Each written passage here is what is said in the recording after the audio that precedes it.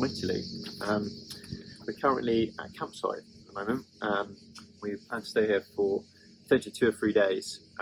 We've been travelling a lot, staying at different places every night. So we thought we've got a bit of downtime now, doing a bit of admin, washing, etc. We thought it was a good opportunity to maybe do a bit of a van tour and show you where we have been living or are living for this 3-month trip around Europe. So yeah, a bit of a bonus episode. So yeah, let's get on with it. We're going to do this as a 2-part video. The first part is going to be talking about the van and showing you more around what the van is and how it works. And then the second one is going to be more about what we've packed and how we've packed for this 3-month trip. That's Sam's speciality. Alright, shall we crack on? Let's do it. Just a quick note to say, as I've mentioned, we are in a campsite, so there is quite a lot of background noise, so hopefully it's not too distracting for the video. Okay, firstly, so what do we have here? This is a VW, obviously, T3, that's transporter free, Synchro. So transporter free was built from about 1980 to early 90s. So it's the 3rd generation of transporter. So you start with the classic bays, split screens, go to bay window, and this is the 3rd one. This is 1985, so it is 40 years old. And the good thing about that is now it is tax and MOT exempt. So it had its last MOT, and I paid for the last year of road tax this year. So next year, that £300 fee goes away, and I don't need to MOT it. So what's special about this one? Yeah, so it's a Synchro. That means it's 4-wheel drive. 4-wheel drive, which is rare, or quite rare compared to the 2-wheel drives. Plenty of them were made, but VW only started building Synchros in 1985, so they sort of did 5 years of the normal 2-wheel drive ones, and then they started to develop a model, I think initially for the army, and they thought, well, they'd sell them, and they didn't sell that well because they were so expensive. And the reason why they were so expensive is because the shell on that was built in Germany, and then they're actually shipped to Austria where the 4-wheel drive system was put on.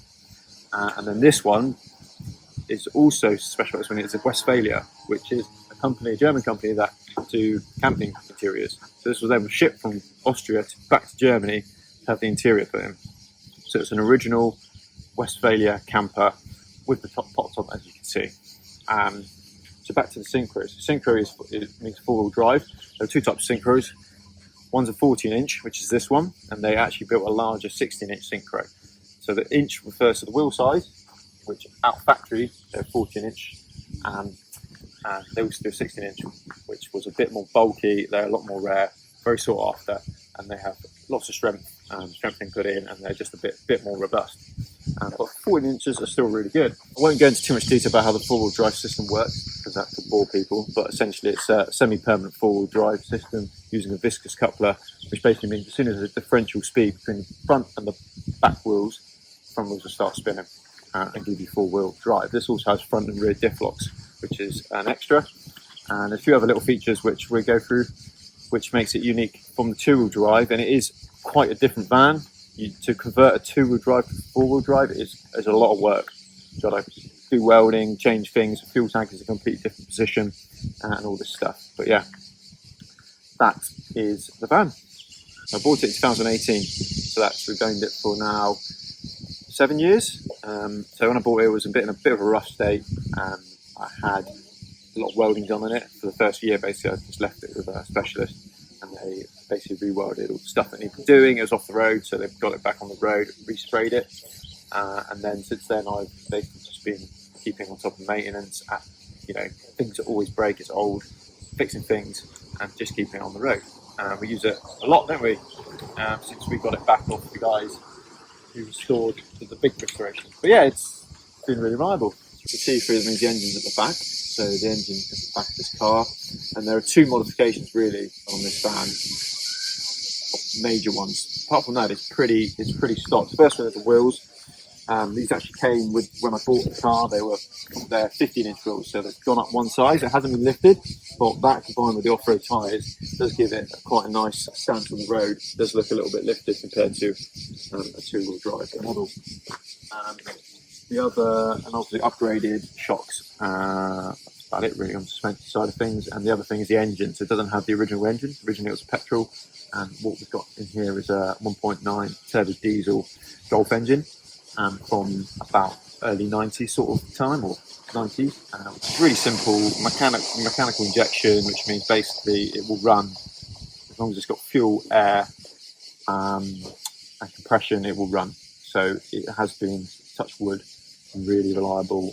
We've had a few breakdowns, but only things like belts and occasional coolant pipes. Things you expect to go have gone, but the actual engine, a bit of a tune-up 2 years ago because it was a bit smoky, but I just adjusted the timing, got that right, and now it is sweet as a nut. It's not fast by no means. Probably got about 70 horsepower.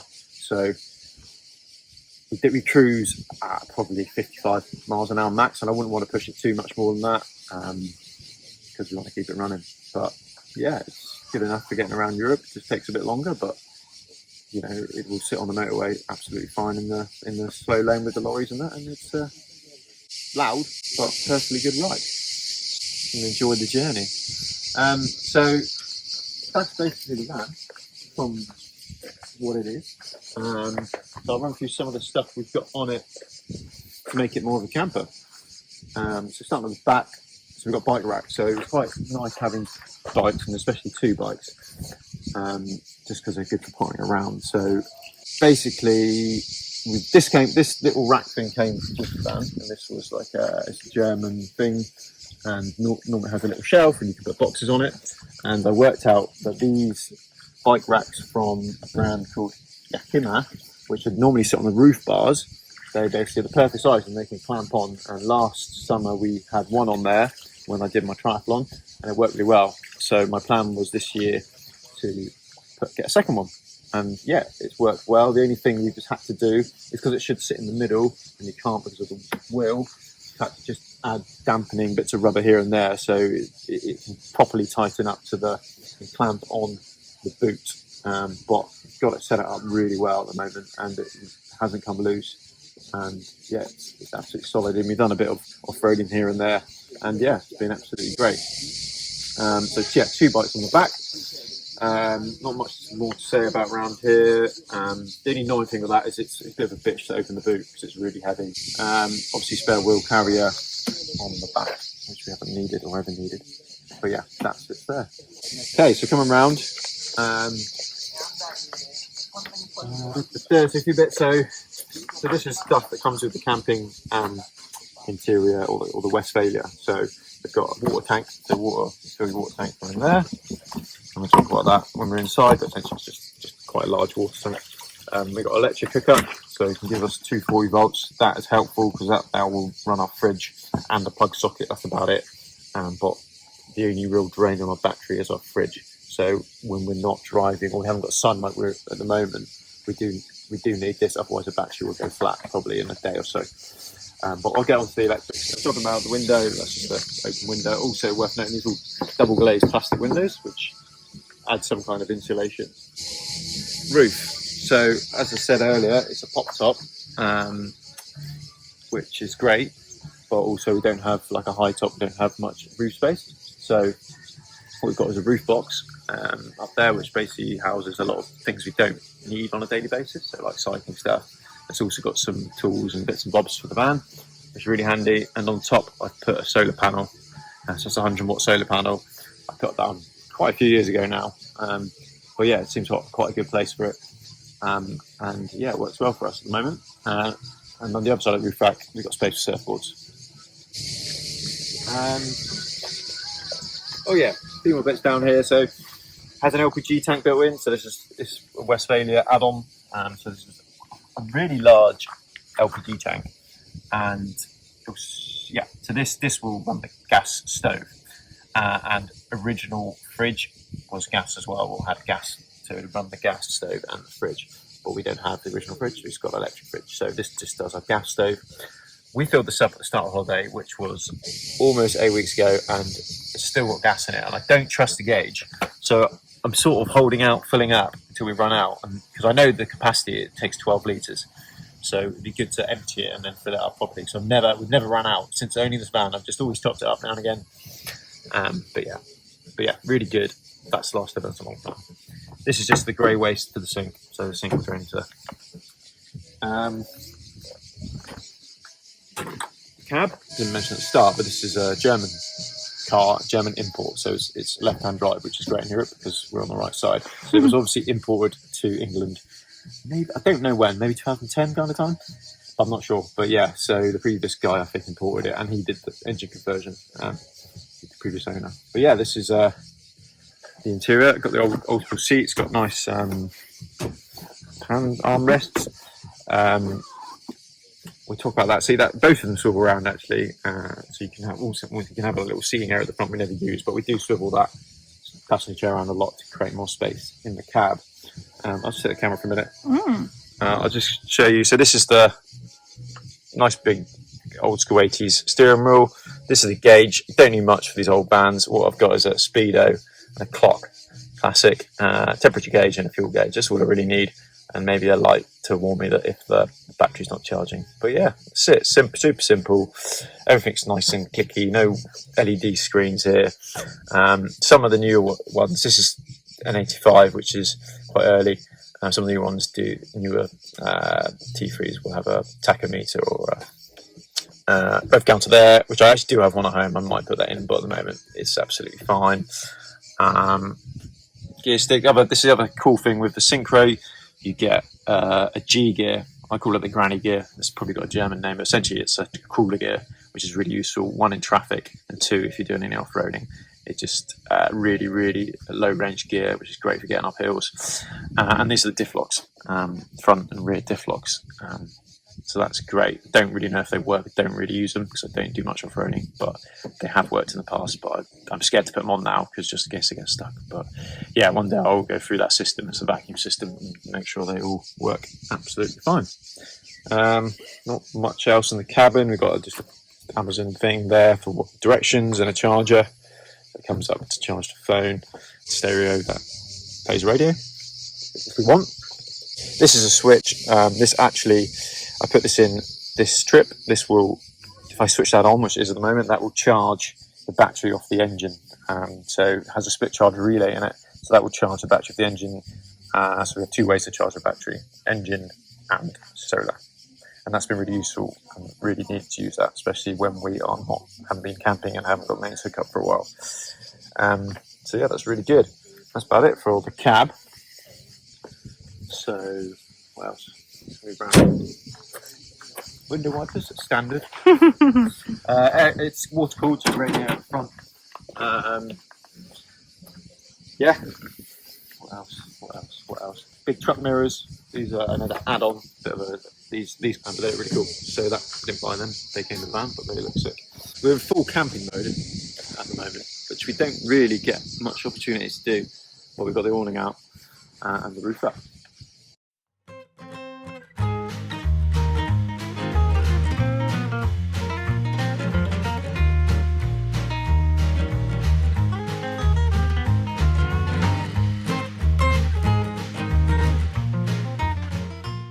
Do get the roof up a lot because it does give us a lot of space. Otherwise you can't stand up, can you? Can't stand up, yeah. So it's well worth it. So yeah, awning. This awning came with the van. It's a Italian brand, but it's really good quality. It is old, so it has, in fact, to repair it in some little bits and bobs, but it's doing the job. Awning's really handy. It just gives you a bit of an area, shade from the sun like today. And it's good for hanging things up, although the tennis will just fall on. Oh, no. Cool. So yeah, so a bit of an outdoor area. 2 chairs, a table. Sam made that table. I think she'll talk about that later. These all go really flat, or they do, and they actually live underneath the roof, so they're tucked away.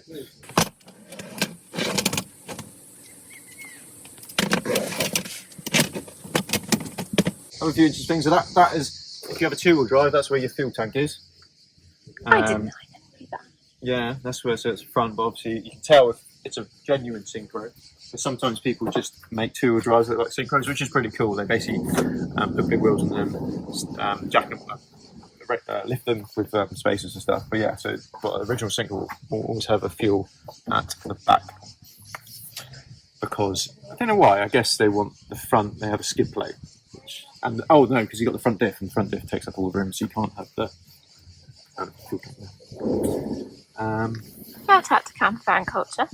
Other things to note: barbecues. Sam got me this for my birthday. This is really handy. this will hook up to the gas. So we put like a little tee off on the gas system, and that will go in there, clip in, so we can fuel it off our main huge gas tank, which has an endless supply of gas. I think we solved thermal warming with that thing. But yeah, that's really cool, really nice when we're cooking outside, and really good barbecue, and has a few different bits and bobs. Which is good. So the interior, so as you can see, it's all pretty original. It's actually all very original canvas, original mouldy roof, which we were going to clean before we did this video, but we forgot. Anyway, we will do that later. Original gas burner, yeah, all original fabric. I think it's getting a bit grubby, but it's kind of cool. It's so 80s and so retro, we love it. We would never want to change it. I'm going to quickly talk about the electrics system we have. It's nothing majorly complex. It's not like a super duper off-grid system, but it is good enough for our needs. And it keeps us off grid for probably 2 or 3 days. We can do it, and if we had some, we could probably go longer. But essentially, okay, yeah. So this van has 2 batteries. One is the car battery, which sits there behind the passenger seat, and second is our ledger battery, which sits there. So originally, the driver's seat. Yeah. So originally, it came with just a lead acid ledger battery, which sat nicely there, but it's just not. Doesn't give us enough power, and it was old. So I was looking to change it for a lithium ion. So that's the biggest upgrade we've done for the electrics, is put a lithium ion battery in, and a really cool company, or really good company based in Cheltenham actually. Because basically I wanted one that fitted there. So a lot of people, you can get lithium ion, but they're normally quite big, and normally people put all their system under this seat because there's a massive space here, but we need this space for other things, and I really wanted to keep the battery in there. So I wanted at least 100 amp hour one, and they did one which not perfect fit, but it does fit in there. And the beauty of that battery is it's a lithium ion battery, and it comes with an app. It's a Titan, is the brand, and you connect to it via Bluetooth. So there's a battery. So it gives you basically the status of the battery. So the key thing of a lithium ion battery, you don't just measure the voltage to know how much charge you got, like a lead acid battery. So the voltage will basically stay pretty consistent, 12 volts or 13, and then it only drops when it's at 0%. So you can't just measure the volts to give you your how much charge you got in the battery. So you have to use a shunt. And the key thing about this battery, it came with an inbuilt shunt rather than having to buy one. So that's really handy. So that gives a true charge of the battery, so 73%. And maybe we're using no power because we're connected up to the mains and we haven't got any lights on. Temperature, and it has all the protections on it. So if you overcharge it, it won't damage it. So it's really good battery. So that was a big upgrade this year. How much did that cost? Battery, it's like 550 odd quid. So they're not cheap, but if you're going to camp, get a lithium ion battery. They're just infinitely better. You get way more out of them, and they're just infinitely better. So that's really good. And the main real purpose of the battery is to keep the fridge running. So we've got a domestic 12-volt fridge here, which was a lot more efficient than the original fridge, and it's a lot bigger as well. So a lot more capacity. It has a freezer and all this kind of good stuff. Physically, it's smaller. Yes. But inside, it's bigger. Yeah. So this is a compression fridge, which is a lot more efficient. We charge off the engine, so every time we're running the engine, we can charge it, and you'll probably get 100 to 150 watts off the alternator. And then we've got a 100-watt solar panel, which in sun, say we're on a sunny day, you're probably getting maybe 70 watts because you're not going to get 100 charge into the battery, and the fridge will draw maybe 40 watts. So you're slowly charging, so you're not draining the battery on a sunny day.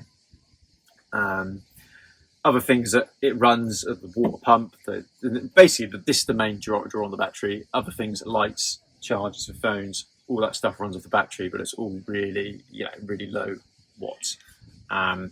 So that big battery will literally keep. If we didn't have the fridge, it would last. You probably wouldn't even need to charge it, hardly ever. But yeah, there's a little pump for the sink. Oh, the other thing we put in, because we've got the laptop now, I've also put in an inverter. So in here is an inverter, DC to AC inverter. That means we can charge a laptop, which is tucked away in there. That draws a lot of power as well, but typically the laptop's pretty good and we're not doing that much work, so we haven't really needed to use it. We've used it a few times, but like I said, if we're camped up here, we've got a plug, so we can just plug it, charge it off the mains. The other app that I've got, so talks about the solar charger, so solar panel, that goes into a Victron MPPT charger, one of the smaller ones. I think it's only a 10 amp charger. That lives in there. You can take that out. Yeah. Getting there. Yeah, so that lives in there. So that's the solar Victron charger, and then it's got a little fuse bank. So obviously fuses for all the different ancillaries and different things we are driving off the leisure battery. So the Victron also has an app. So you can go in there. So I used to use this a lot more when I had the old battery, but now I've got the Titan and I can see the charge. That's the main thing I really look at. But this is also good. It gives you how much solar you're getting. The other thing it does is when the battery gets so low, it will automatically switch off the load. So it would automatically turn off to protect the battery, which is good. So it's got extra protection. Yeah, really simple, very simple system. Things I will add, or might add, is another solar panel at the front. There's a bit of a space here. There, potentially we could put another. I need to find one that's the right size. I want to tuck it in. So I think if we had 2 panels around the 100 watt mark, I don't think we'd ever run out of battery. I don't think we need a bigger battery because it's good enough as long as you've got more solar. And that also means you'll get light from 2 different points. At the moment we've only got sort of one angle where we get a lot of the sun, if the rear is facing south. But obviously if you've got one at the front, then it doesn't. You have a bit more versatility and you'll collect a lot more light and keep the battery topped up a bit more and keep things running a bit longer. But for now, it's absolutely fine for us. And especially if you're completely wild camping, this setup will not be enough. But we like to come and do washing and now and again sit at the campsite. Use proper toilets and showers because we haven't got a shower on board. So that sort of hybrid wild camp versus campsite situation, sort of a nice balance between the two. I think this is a pretty decent setup. What more to be said? There's a few little things we've added for a bit more comfort, practicality, but they're mainly they're not too superficial. So, for example, I think these are the original lights, but I think these, actually I didn't add this, but they've got LED strips in them, strips to make it a bit more efficient. So that's good. Added 2 lights, one at the front. Both these lights have charging ports. So there's one at the front, which at night you can illuminate the front bit because that's normally dark with the screens. And also gives charging points for the front when we are driving, which is really, really useful. Got the same light at the back. That's a sort of reading light and charging ports there.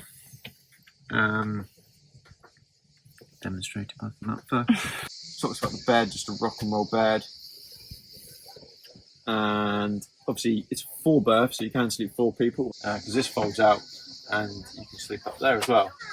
One thing worth noting, we have a Propex heater, which is currently at home. Currently doesn't work, but I was trying to get it working for the trip, and I've had to send it off to the manufacturers because I think it was a fault I couldn't diagnose. But actually, we're in Europe in summer, we don't need it, and also it takes up a bit of space, so we took that out. So that can go in, and that's really great when it's cold, you're in Cornwall, and you get out to sea, and you want to just blast the heating, or in the morning. And it's really good. It runs off of gas.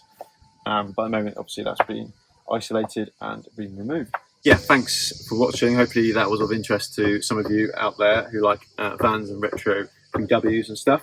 Yeah, we'll see you on part 2.